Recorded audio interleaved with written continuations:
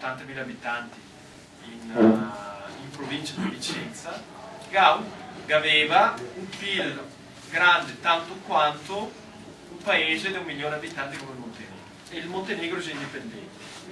Non è più vero perché solo in 1 anno e mezzo il Montenegro, una volta che si è staccato il cordone umbilicale con la Jugoslavia, e adesso ha deciso, beh, cosa è che facciamo di tasse?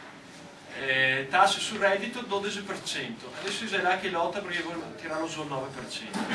Queste politiche virtuose che ti puoi fare solo se ti si parò a casa tua, ha un effetto in 1 anno e mezzo. Non è più vero che il Montenegro ha un'economia grande quanto quella del Bassano del Grappa. Adesso, mentre il Bassano del Grappa all'interno del contenitore Italia, all'interno come la provincia di Vicenza, come la regione Veneto, è in declino, perdendo, impoverendosi mese dopo mese, il Montenegro è in crescita, deve fiorire, tramite l'indipendenza si arriva alla felicità. Altri esempi: Irlanda rispetto a Scozia, che sono due situazioni parallele. Adesso non ne conto perché l'Irlanda sta in grado di arrivare a un tasso di crescita che tra paese più povero d'Europa occidentale 25 anni fa, adesso gli irlandesi sono più ricchi degli svizzeri. Questo lo ha fatto tramite delle politiche che poteva fare solo come stati indipendenti, perché la Scozia, che ha gli stessi vantaggi comparati dell'Irlanda, cioè sono tutti due paesi celtici in periferia d'Europa, non ha le stesse possibilità, perché appunto le sue decisioni, per quanto che sia devolution, le viene prese a Londra. E questo spiega questo divario, perché c'è una forte matrice indipendentista in Scozia. Questo spiega perché in Scozia c'è un presidente indipendentista. Questo spiega perché in Scozia fra un paio di anni che sarà un referendum per l'indipendenza della Scozia. Noi altri siamo qua perché non volevamo fra un paio di anni portarsi seduta in poltrona a guardare il telegiornale e sentire la Scozia è indipendente, e dopo che cresce come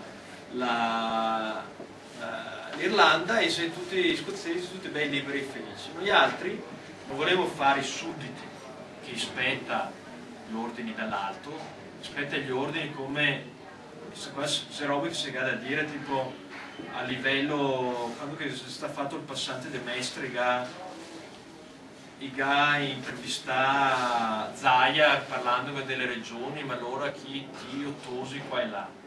A me invece che Sky Brassi, sentendo Zaia, che era uno insomma, abbastanza rispettato anche oltre la Lega, rispondere a chi sarà il presidente della regione Veneto, sarà una decisione che saperà Bossi e Berlusconi. Cioè, siamo arrivati ai livelli di vassallaggio che Sky Brassi. Cioè, io sono abituato agli Stati Uniti che se un politico fa un discorso del genere e che finito la carriera politica, cioè un politico risponde solamente ai cittadini che lo ha votato, no ai paroni del partito.